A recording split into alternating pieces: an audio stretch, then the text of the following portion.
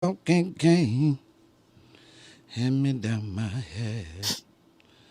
Well, ain't no anything.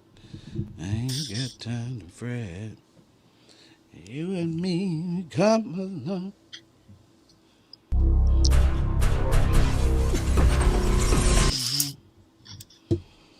Do do do do do do do do do.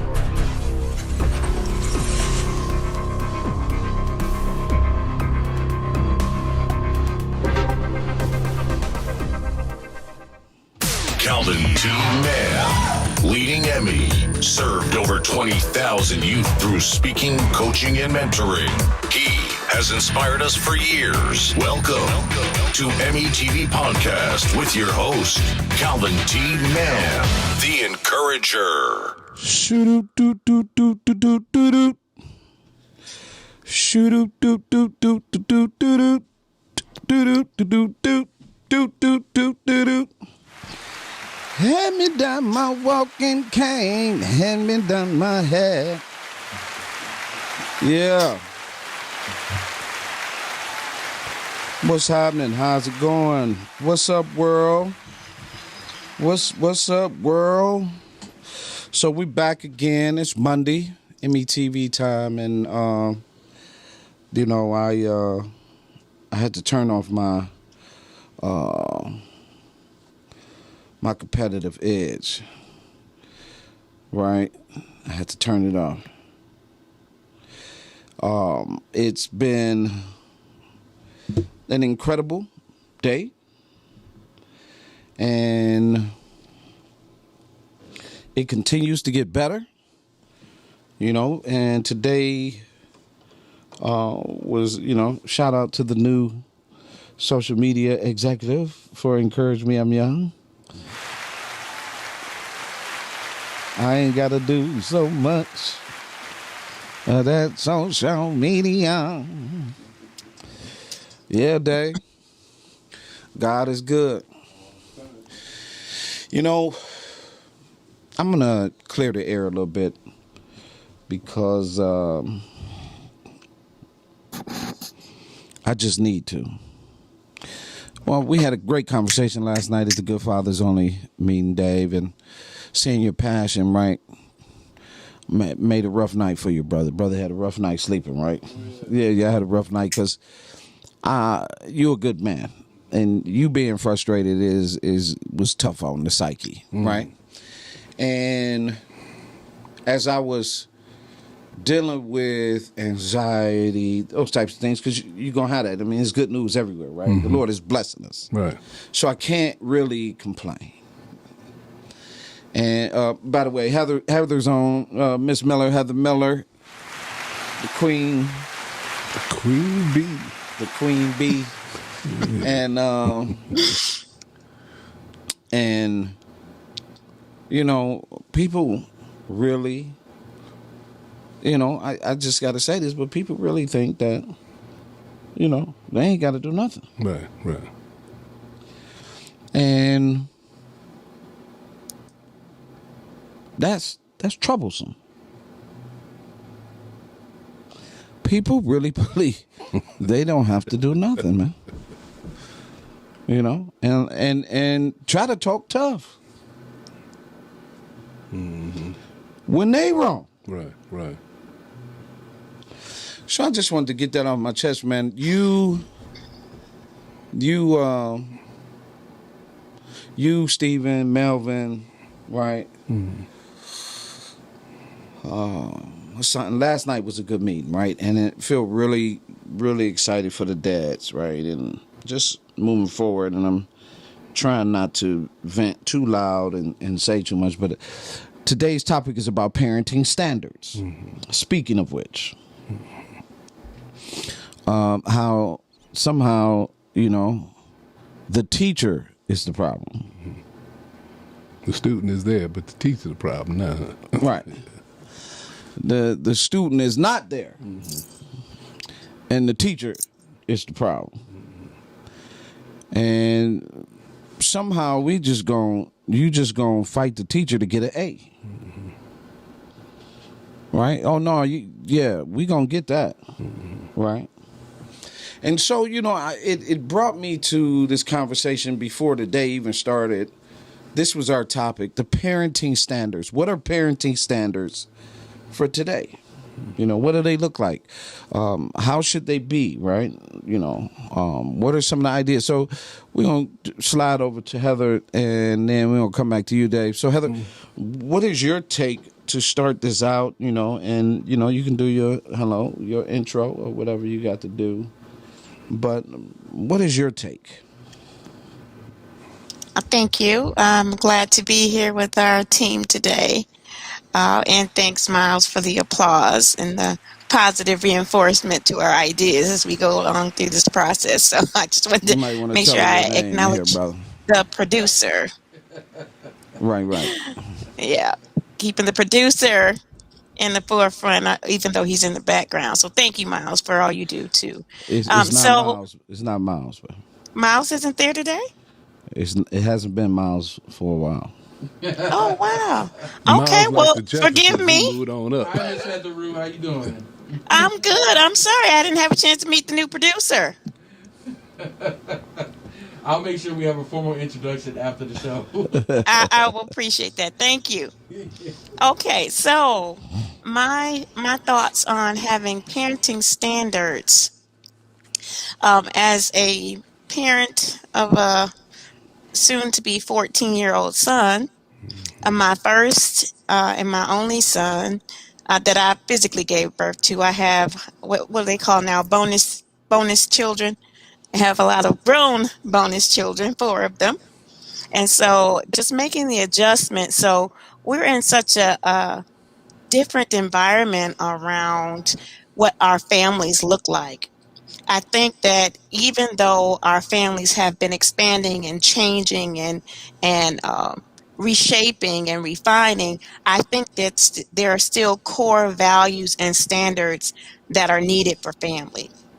So I'm going to give my top 3 that I think are essential. I think these are essential for life, but specifically for parenting. First is that you have to have a source of groundedness for your faith, for your belief, and for where you hold your accountability. And so for me, I call that my God center, my God foundation. That for me is first and foremost, because one of the first things that we did with our son was to rededicate him, present him back to God.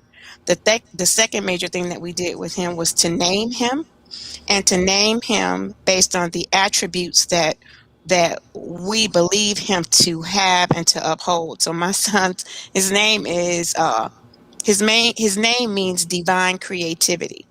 And if you had a chance to meet my son and you see him in his element, he's all about creativity and Yes. creating with words and creating with actions that support those words. And so I believe that as he goes through his life, he'll live up to that name. So my first standard would be the God centered. The second standard would be to have a set of concrete values that you build on, live, and believe in your household. So if you don't believe them individually, it would be very difficult for your family and those in your household to build on those values that you don't live and they don't see. So the second would be to have a set of values that you live, believe.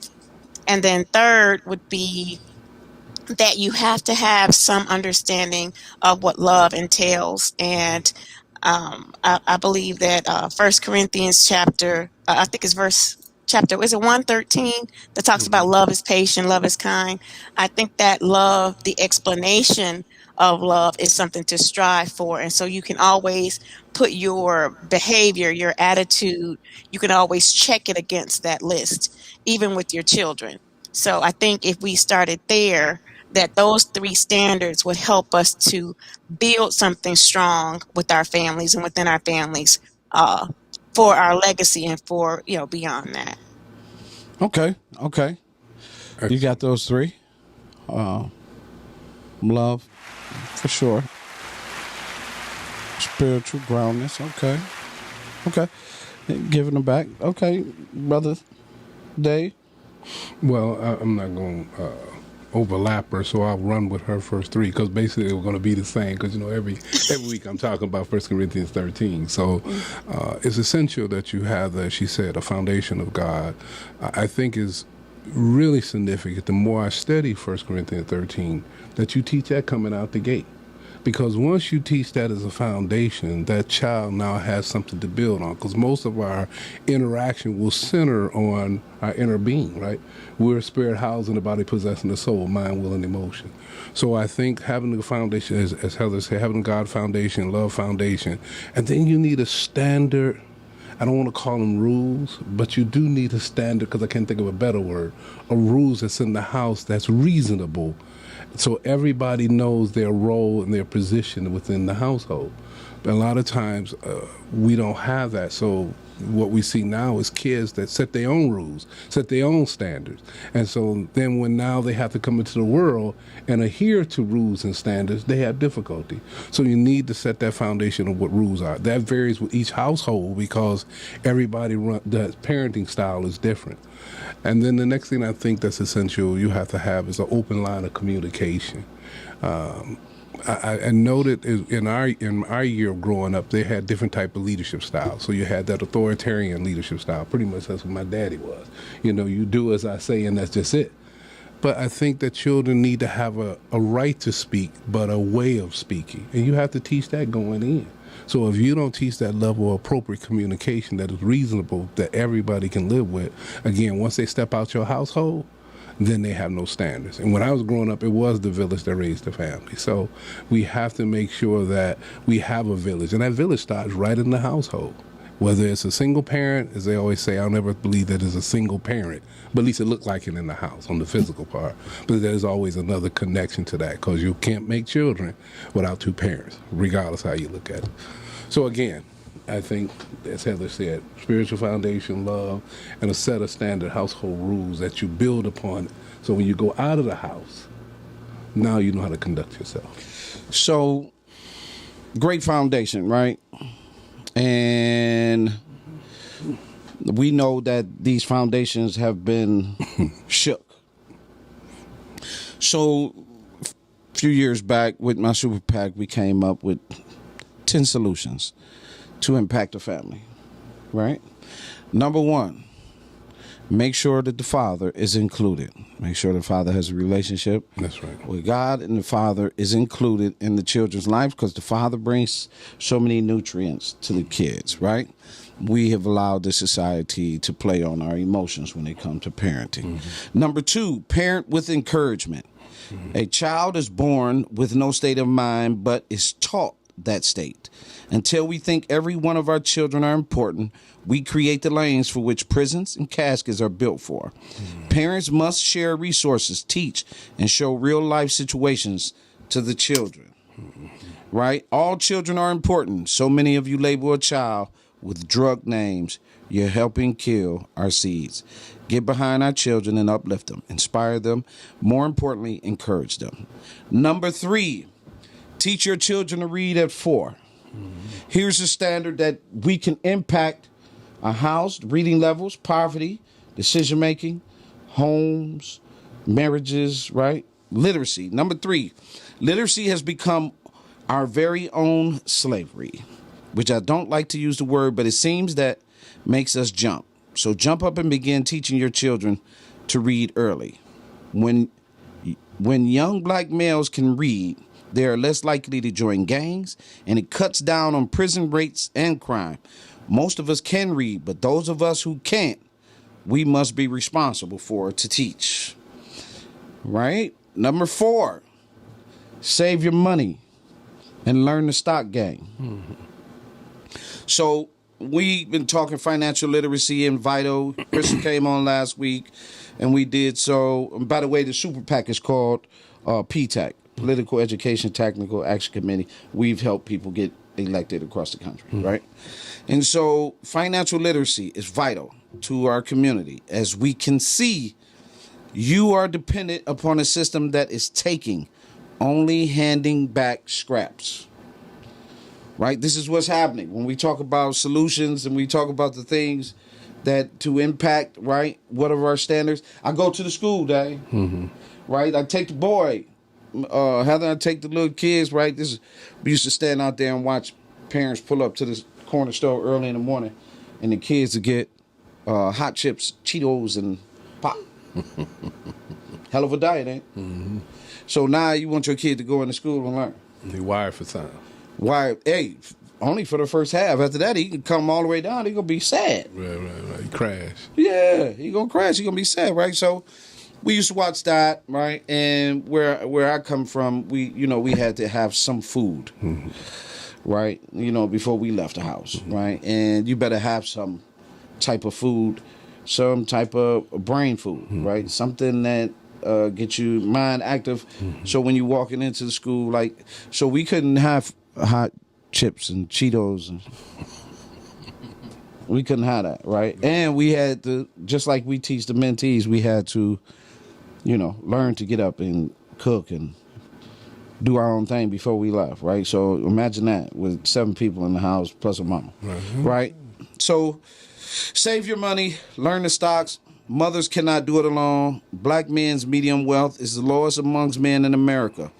Also, due to mothers having to raise kids alone and black males pay the child support on time in most cases. People didn't know that. Google what it's saying about wealth. Solutions is to begin to teach our youth values and savings and getting into stocks and bonds. A kid 10 years old started his own stocks and bond process, getting paid. Another kid, 14, learned how to do funneling and taxes and all, right? Getting that creativity. I saw something earlier today. It's about how about we start preparing our kids for life, right? For a purpose in the center. Heather, so far I'm at number 4. How you feel so far, Miss Heather? So far, so good. I'm eager to hear what 5 is. Okay. All right. Number 5, create and support more businesses in your community. As a parent, a person, right? We are letting others feed us. We are saying, if it don't go right, we complain. All I'm saying is, and we're constantly rude to the people that feed you. Like, I shut it down, so you both, And I'm going, how? You handing them your money, and you talking tough to them while they taking your money. Right. So don't run out purchasing fancy cars, stressing your business, and not able to hire. Train the kid right within your area of business. Please stop with the criticism of your people while others smile and build communities off your ignorance. Remember, share, celebrate, and teach. It's now or it continues to cost your children. By the year 2021, blacks will have $1 trillion spending habit. If you just turn 40% into your own culture, what will that look like? Yeah, in 1975, we were $1 billion in being consumers. Now look, 40-something years later, we're up now to $1 trillion. We haven't changed our behavior. See, we have this knowledge, but again, we have to have ears to hear and a mind to understand. And we seem to put a wall in there. And a lot of this, as I said last week, we have to change the mindset. And that's what we're talking about with these solutions. Yeah. So that's 5. Am I still doing good, Heather? You still with me? Still here, waiting for number 6. Okay, but here's something in number 5 I want to relate. There's a huge problem within your communities. As just inside of Detroit, is business provide 73% of every black dollar goes to someone else. That's right. Right? The goal is 85%. If that happens, you will only be getting 15% of your own money. Push back and help keep your businesses open by training, creating a customer service that welcomes customers back into your places. Right. Right? So that, go ahead. No, I was going to say that kind of lines up, what is it, Chick-fil-A? You know that when you go to Chick-fil-A, they go out their way to take care of the customer. Come out to your car, ask you what you want. I mean, they go out their way. And this is from state to state. See, they have that kind of entrepreneur mindset that says the customer is always right. Well, That they're work trained. back they're training, right. That's what I'm They saying. constantly train, right? Right. What you have is a different type of mindset of what's the word we would use for today? You think you're supposed to. Privilege mentality. Yeah. Entitlement. Entitlement. Right. Like you automatically, just because I know you supposed to. Mm-hmm. Right? But Don't have me talk about your business. I get on Twitter and dog it, right? That's the mentality, right? Comes from, again, not healthy parenting. There you go. The whole nine, There you right? go. Because right out the home. right? Because I watch Cam. I watch my son. Mm-hmm. They have nothing but good to say. Mm-hmm. They go to work every day, show up, they put him in a commercial. He doing his thing, right? He just want a job. Mm-hmm. He show up every day. Oh my God, is this your son? He's so such and such and such. Mm-hmm. This. Hey, whatever you do, don't tell his mama that. Mm-hmm. Because he won't work here long. You tell his mama anything good about his daddy, right? But great kid, you know what I mean? And mannerable and understand the value, right? Putting his money up, doing his thing. But you set the foundation. Set the foundation. Set the foundation. We did a good job, right? We did a decent job for sure. Right? Number 6, here we go, Miss Heather. You ready for this one? Remove video games from your home.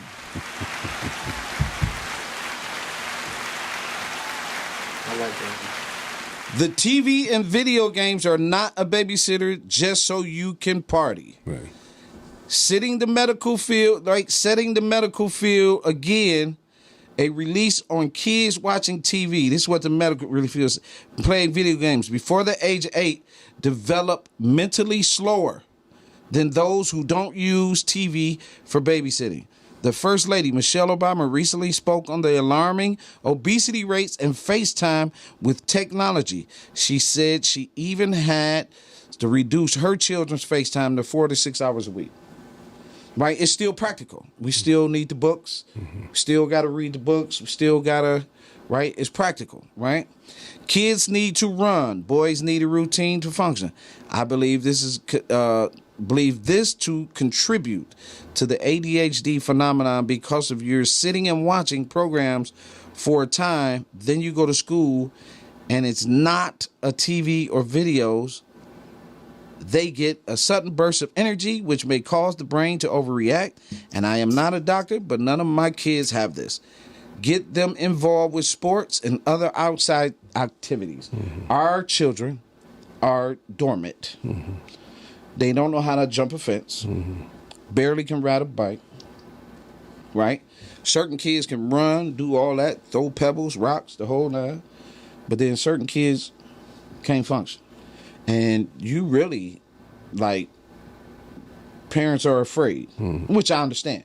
In certain communities, you have to be afraid because you had unnecessary drive-bys. You got a lot of problems. Mm-hmm.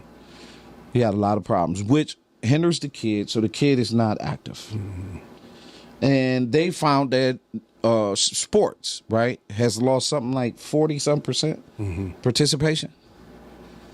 Yeah. Michigan lost a number of people. So Michigan had people leave the state of Michigan. Millions of people left the state of Michigan, which is why you see a lot of the schools closed. Your tax base went down. So now you don't have a lot of people, right? Because they turned Michigan into a right-to-work state. And a right-to-work state means you don't control the environment, right? So this is what they want because then I can get cheap labor and I still can be in control the whole night, right? But on the flip side of that, the reactions right? So now when you take a video game away from what is now your adult son, who's been playing video games since he was 7, he's overweight, no girl interest, his drive is down, right? These are all facts, right? Right, you can look it up, right? Oh, no, and then you have the issue of violence. So if you take the game, they become enraged. As you saw a couple years ago, a young man killed his sister for taking his game court. A friend of mine, his son beat his aunt up, cousin up. Right, you have these instances where you take that video game from they become enraged because it's connected to their identity. So cognitively, right, and so they're in a rage.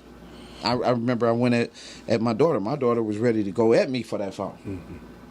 Right. Well, they have a different type of addiction. Their brain has been, when you have, let's just say, cocaine and heroin, your brain get hijacked. Well, now their brain is being the same endorphins and dopamines that are released. The stimulation is the same with these video games. They're no different than porn, anything else. Anything you put yourself into, the brain will begin to act on it. So unless you take the time to redirect that and re-hijack the brain to balance it back out, this is what you're going to see. So you talked about these outbursts or inappropriate behaviors. Well, you can think about it. Don't a drug addict do that when you take his drugs from him? Don't an alcoholic get with you when you take away his alcohol? Because the stimulus is still the same. It's still it's not so much the external stimulus that is, it's what it does to the brain and how it's supposed to operate. So they become dysfunctional. Right. So, that mental pathway. So video game violence, now you can get help with video game violence. If you find yourself dealing with a child that has video game or cell phone violence, you can call your local doctor, psychiatrist, mental health professional. We have two. One is Dr. Ura Hill, and another one is Dr. Chandra Carr. So if you're interested and you need to get your children off of video game addiction, reach out to us for sure. But in that process, at the same time, what has happened? We've been talking since we've been in here, and what I said had happened. You give the girl the book, you give the boy the game, the TV, the monitor. Where is he at and where is she at? Where the man at? I seen something that was crazy. It was in a group and they said they showed a picture of a council. The woman let the man come into where the child was being born in the hospital, right, and had him bring his video game in there with the newborn. And everybody's like, "Oh yeah, that's what." I said, "That's an issue. That's a problem." Well, you see the average kid now, even from 4 on, they're buying these phones and the games, and they use them as stimulants and diversion. So at 4 years old, by the time they're 5 to 6, their brain has already been wired. So you got to catch them early, and that's not how they are. Let's go back here. Even though our parents may not had all the higher education level that they have today, they still had this level of unity and common sense to know how to work with their children, to get them outside, to stimulate their body, stimulate their mind. You only got X amount of hours if you got an hour for TV. I remember very vividly, you only got 1 hour, and that was 2 30-minute shows. So you really was only exposed to 40 minutes because you got commercials. So that was a whole different stimulant. And it stunts your growth, right? Heather, what did they say about 6-year-olds and porn? You said 6-year-olds and porn? Yes. Remember, we was doing a study. They said 6 to, I think, 13-year-olds have been exposed. Right. Oh, access. Oh, yes. Yes. To porn. Yeah, right? Absolutely. So, absolutely. So, if I can just interject before you get to the next point, I want us to hear this really clearly. We are talking about programming. Have you missed your program today? You have to take it at face value. People say, "I can't miss my program." right. Pay attention, because it is what it says it is. It does what it says it does. It programs you. And so I think, it's important for us to recognize just some of the smaller things that we're taking in. We have to start that process of really breaking some of these cycles. When you and entertainment is by design to hold your attention in a space for a period of time. That is what entertainment is. That is what it does. It holds something between the mind. That is what the word entertainment means. And that's exactly what it does. So you want to be very mindful, one, of what you use as entertainment for yourself and for your children and for your family. You know, there are some guidelines that are helpful for us to be able to put in place. As a family, we will watch this family appropriate program, right? We will only do this once a week. After the program is over, we talk about what we got out of it. What did you understand? What value did it hold for you? Did it reinforce anything that we do in our household or our family? You have to use those tools. Don't let those tools use you. Because once they start to use you, whoever wrote those programs are writing your next steps. They're writing your spending habits. They're writing your activity. They're writing your attitude. And when you start reflecting on how you are having the same kind of attitude or response to something that a character in a movie or a program that you watch is responding, you have to acknowledge that you have been programmed. That's right. And it may not be how you respond, but it's how the writers programmed you to respond. It's a lot of the same programming in video games that have a lot of violence. It's a lot of the same programming even in our sexual behavior. Because if you're getting all of your information about what you think is pleasing, attractive to a man or a woman from pornography, you have been programmed to behave, to act in this way. It doesn't mean that it's the healthy way to behave or react. It just means that you're only doing what you've learned or been programmed to do or to know.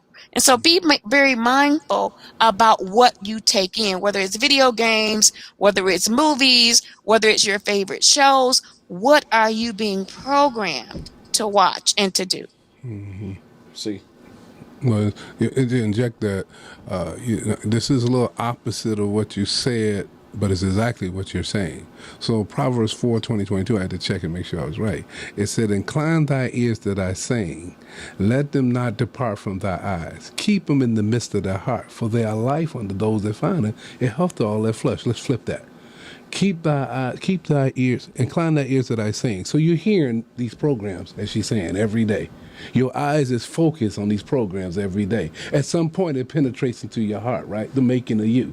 Then at some point, it alters the way you behave in life. Because that's what he's telling us in the word. If you do these things will line you up to be, quote unquote, an appropriate being. But it's totally opposite of that. And this is what I call the wizard world. So if you looked at the Wizard of Oz, you had this wizard. He said, the color for the day is green, the color for the day is blue. If you go through our own history, you can see how the programming, and Brian Ireland, who's a social media entrepreneur, been around a long time, said, he who controls the media controls the world. He's the wizard. See, so we're being programmed every day. Not in this case, not just blacks. Everybody's being programmed. One minute you wore bell bottoms, now you wear skinny jeans. See, it's all programming. So absolutely, Heather, you're right on target. This is about how we're being programmed, and we have to get deprogrammed, if you will, to be able to move away from these behaviors. That's the issue. well, stay on this program because we keep the solutions flowing. That's right. Right. And so this is something that you should take in. Right. But I agree. Right. And so in that process, this is why 100 Degrees Kevin Bacon eats off right. Then you got the various shows. Mm-hmm. Hey, what about your boy, Dave? Mm-hmm. Dave with Subway. Mm-hmm. Mm-hmm. right? And then flip the script on you, right? Then he flipped the script, didn't he? My He God. turned out to be something different. Yeah, Dave was a monster. Yeah. With them babies, right? Yeah. But in that process, exactly it. This is a big area. That's number 6. It's a huge area. It's a big problem. It stunts our boys' growth. When our boys are traumatized, it's already affecting their skeletor, right? But then apply this, and you will see young men who've been playing video games, their body never grown because they never ran, never jumped.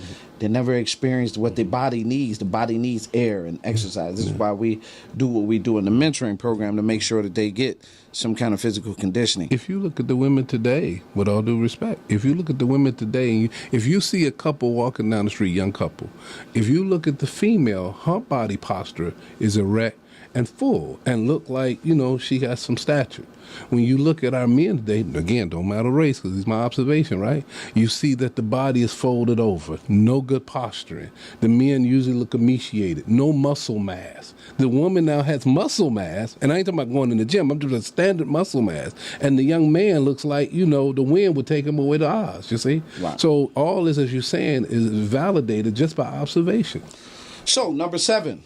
Here's another parenting standard that I believe, which we apply to our mentoring program, is I truly believe words have power. Since so many of us like to refer to each other with this word, it appears to have shaped our culture to failure. It is in the music. You still react when another culture uses it as if you own this word. It was created to control you. So far, I see it does. I am not one, nor will you call me one, and we do not use this in our home. To my children, this is a curse word. That's so bad because we use proper words that inspire, not belittle a child or create despair. Bury the N-word. Take the N-word and remove it from your vocabulary, as we do in our mentoring program, and suddenly the kids begin to speak and talk and share words that they know they are supposed to be using. In an environment where our number one rule is you can't use the N-word, you kicked out the program. No money back, the whole 9, right? So this is our number one rule, right? How do I address my brother if I'm referring to him in this derogatory manner? So take that out the crib, out the house, out your home, out your living place, your dwelling. Remove the N-word from your vocabulary and watch your vocabulary expand and things come into your life a different way. It is just amazing how that word draws a lot of negative energy. Yeah, it's an identity. Yeah, it's an identity. It's an identity that you have, a negative identity that you have to alleviate, Yes. So that's number 7. Number 8, you guys touched on it earlier. This should be a parenting standard. Give your children back. Blessings come in little packages because it's our chance for us to get what we did wrong. Our children are, regardless of what you say, our second chance. I give mine back to God who gave them to me on borrow. Our children are on borrow, and we have to prepare them in that way for this world. You can't keep your son by your side. You can't keep your daughter by your side. You have to prepare them to exist in this world, to be an adult-like, make adult-like decisions and manners. And a lot of times we find ourselves, our kids can't make adult decisions. I'm watching Derek, and every time it comes for his school, you can't even believe this. His school, that he has a tech school. Inside of 12 weeks, you can make $40,000. Guess who bringing their sons to the school? Ain't the daddy. They bringing their grown sons to school. He ain't got it himself. They bringing them. So what is he conditioned to do? At that particular point, he get that job. Who is he conditioned to give his money to? Come on, man. So what are we raising? What are we talking? What are we sharing? What are we saying as a young man? Who is he primed for? Right? And then on back of that, we got these other issues, right? But give back. Your child's spirit is born. That's right. One of the things we know, and a lot of people don't have to follow this, of course, You choose to do what you want to do. These are just parenting standards that some of us have lived by and views, right? I ain't the end all to be all, so let's make that clear. But some of the things that we talk about was when we are all born of sin, right? So in this philosophy, I always had this philosophy, since we all born of sin, that means when a child falls out the womb, they're fully exposed to sin. What a better way than give them back right away? Why you got to wait 12 weeks or 13 months and do a christening? Bring that pastor right there to that room when the child is born. Bless him. That's right. Right off the bell. That's what I did with mine. That's what I did now. Yeah. Bless him. We can't let him leave the hospital.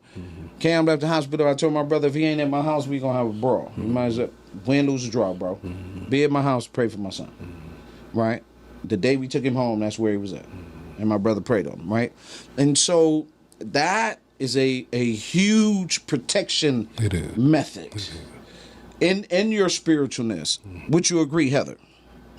I absolutely agree. I absolutely agree. One of the first things besides your tears of joy is that rededication. I had that experience when I had my son. I had a C-section. He came early, and it was they couldn't get my blood pressure under control because of for me, the thought of having to leave my son in the hands of strangers was really troubling to me. And so I couldn't pull it together. And so they said, if you don't get your blood pressure together, if you don't bring it down, then you may not check out of here. And so I was really reflecting over that. But really what it was I was really scared about, I have this life that I'm responsible for, and if anything ever happened to him, I don't know if I could survive that. And that was really that was my thought, is my role in terms of protecting, in terms of raising him up, and then the things that I had no control over.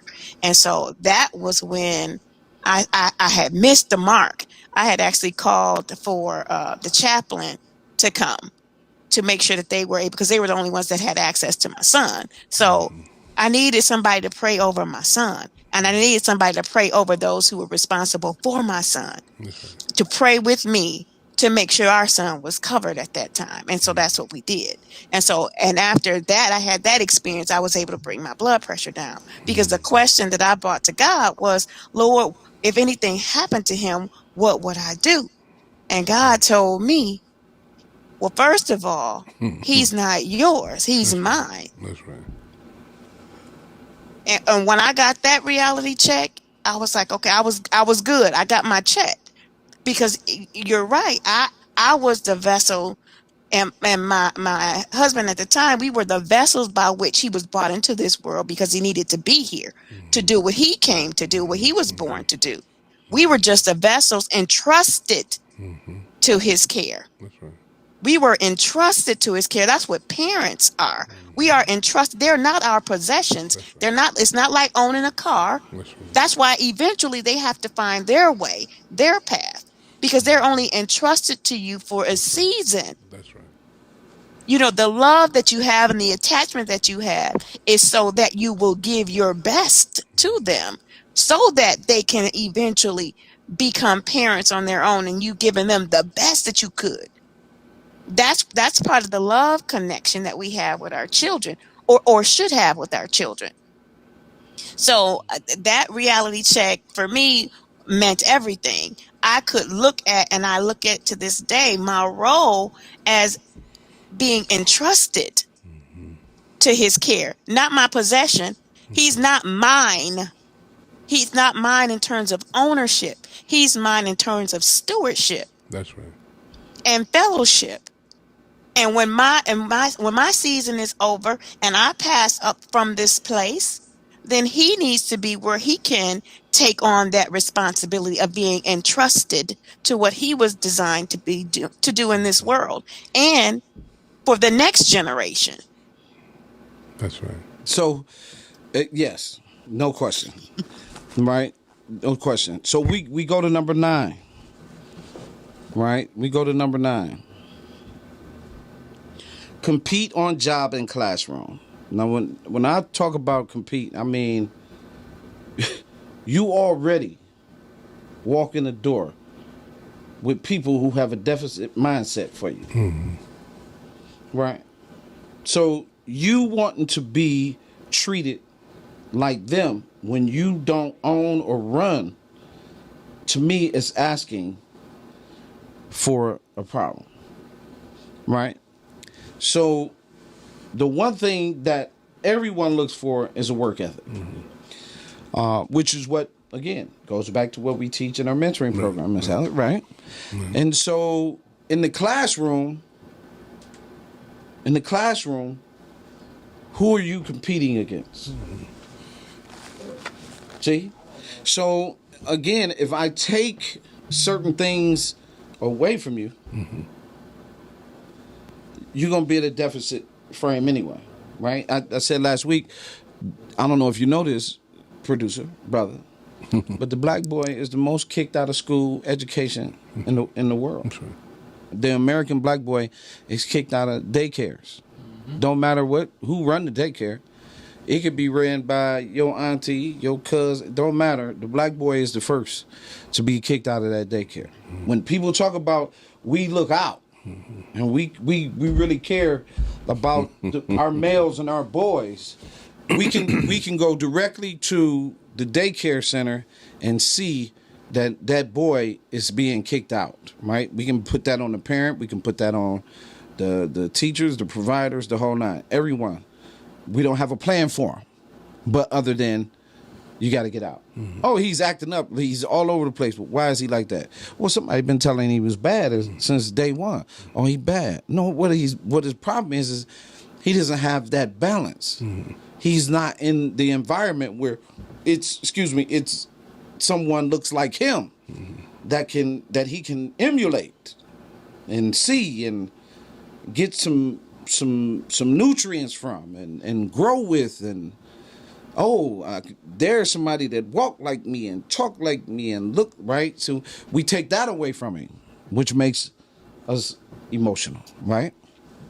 So in that process, and I'm going to the classroom when he has balance. When everyone is involved, he can compete. You can sit him in front of the class. Guess what? Turns out he's just as smarter. He's creative, innovative, the whole nine. When he has what everyone else has. When you take him away, you create that deficit in his life, right? So, one, it's competing, right, on the job in the classroom. What we teach them. Nobody in the mentoring program, I don't care who it is, nobody is to outwork an Emiy future leader. That's right. Period. Your job is to take that circle and lead. Period. Leadership is missing, right?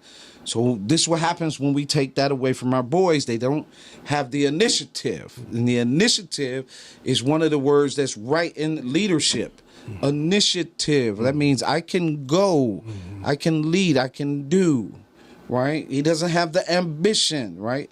But in this process, all our children need to compete on the job and in the classroom. And I don't mean compete where you're always the one that's the victim, where you're speaking from a victim mindset, and where you always recognize that this is at play.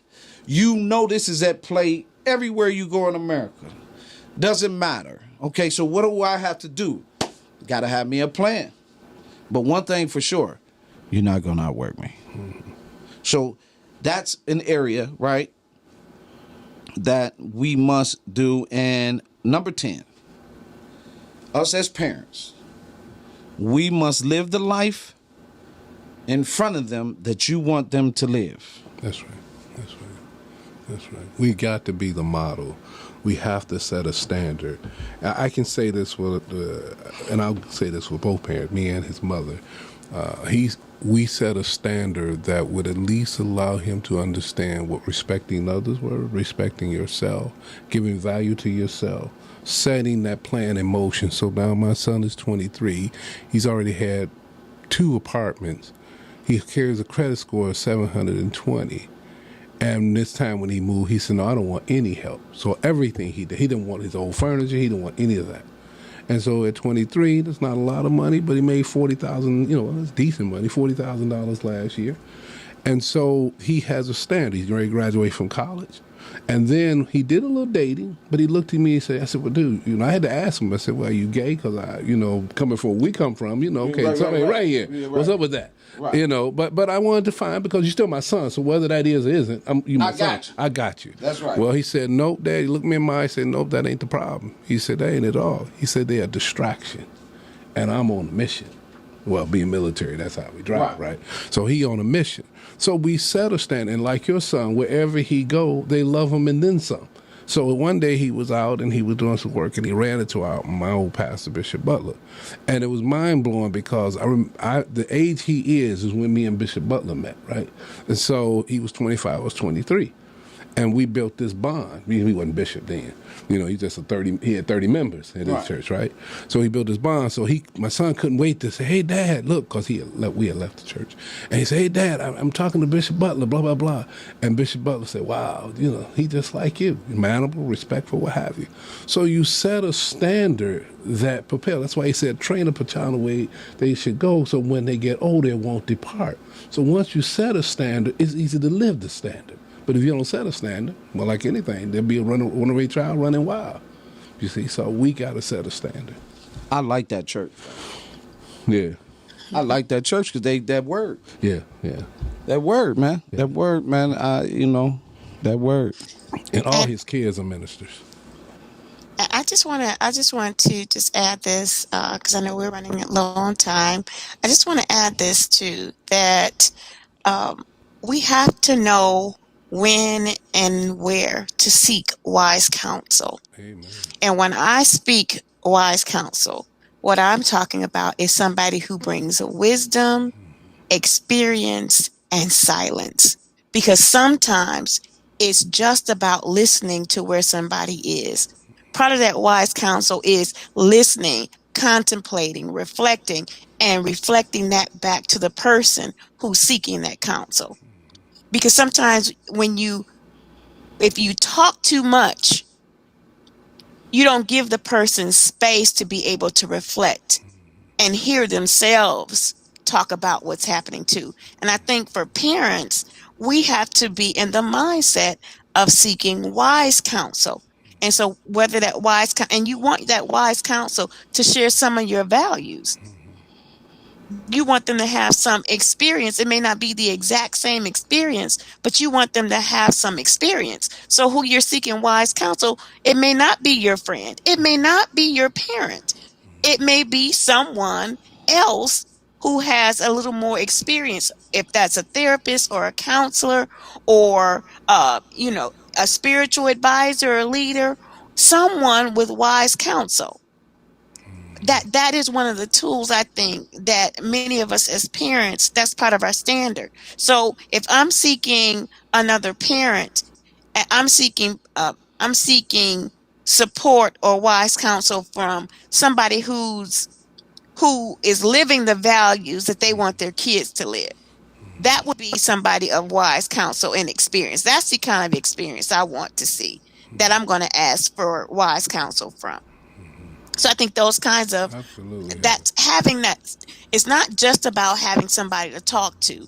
It's really vetting who that person is that you are talking to, because you can get really, really bad information in parenting. Yeah. And just because, old school might have been, okay, well, you should just spank that kid. They just running wild. And if you don't spank them, they're not going to straighten up. Well, right. That may or may not be the type of counsel or person that's best for you if that's not what you believe. If you don't believe in that kind of physical discipline, and that, because there are various levels of that discipline. Right. So when you're talking about physical, it was a big deal when we were coming up, and we got it with the belt, right? But my neighbors got it with extension cords, That's or abuse. they got it with being punched in the head or in the face. That's right. That, some people got it that way. That wasn't the value in my family. That's not the value that I have for my son. No, I'm not doing that. And one, he's too big. He's too big. I'm not taking my fist there. It's not gonna. It's. You can still talk to him in a way where you can get your point across, because he has that level of respect that he doesn't want you to be angry or disappointed in him. You can use that as leverage. That I mean, reverence. so using new tools also comes with that wise counsel. Yes, yes, and that's important, right? Those are very, very important messages that need to be right. We talk about good fathers only. The strike three, first you engage, right? Then the second time you get a warning, and the third time you might have to apply a spanking. But we apply the strike three method. You don't end up really spanking your kid that much, right? Two men only got spanking about 4 or 5 times, right? But I say all that, and we say all this today, and we talk about these things, and like Dave and I, good fathers only, Heather, amazing women, right? We have surrounded ourselves with people that we could learn from parenting, right? And allow counsel. Raheem always said that was one of the reasons why he brought me on 3 of his sons, is because he saw, he was able to, he got the background and knew that this is something that I was good at with kids, and, kept hearing about the 30 years, and, so he trusted that. But the truth of the matter is we like to hang on to the very simplest of wrong things. Whooping with an extension cord is abuse, right? Tying your children up, that's abuse, right? These are a number of things that creates this unnecessary trauma in our children. Adulting, where you're almost bullying your child, is abuse, right? We have to be careful at how we address, because our children literally have a connection to God and can give you a message. I'll never forget, I was down and my phone rang. It was a text from my daughter, and it was a scripture from the Bible. Now, it had never happened, but that God already showed you the people that, there are many people in your life that act like they're there, but they're not there, and she used the scripture to send it to me, right? It was right on time. And I just was, blown away by her wisdom, forgetting that wisdom is in her. And a lot of times we get frustrated, but here's what I want to say to you, right, as we wind up. Dave, Heather, thank you again for such a good show. I think we're going to need to get together, all of us, me, you, Crystal, and Heather, take some pictures and do some things, to spruce this up for us. But family is ultimately important, right? We see a society where, as we learned last night, 33% of black men are married. 33%. 51% of black men are in their children's lives. If you do the statistics based on male involvement in families, we are split, but we can be together, right? Learning to compromise and understand and listen, and learn to go back and forth without tearing each other down through emotional well-being, and you're saying the wrong thing to another person to break them down. I myself was guilty of that, right? I had to learn, right? Because a lot of times you get yourself in these predicaments and you say the wrong things. So with that being said, remember this, right? A child is born with no state of mind. Whatever you teach them, they will grow with. If you teach them bad, that's what you're going to get. If you teach them disrespect, that's what you're going to get. If you live a bad life in front of them, that's what you're going to get. But if you show them God, and you introduce God, and you show them how to pray, and you teach them how to lead, and you walk and you listen to them, take your kids for walks and talk to them. Sometimes you just got to sit still, fall asleep while they talking to you. Whatever the case may be, Cultivate this relationship with your children so they'll always come to you, because parenting doesn't end at 18. That's right. Parenting doesn't end at 22. Parenting doesn't end at 30. But more importantly, remember this. Mom, Dad, you can make all the money in the world, but you just can't make up time. That's right. My name is Calvin Mann. This has been Emiy TV. Remember, put your family first.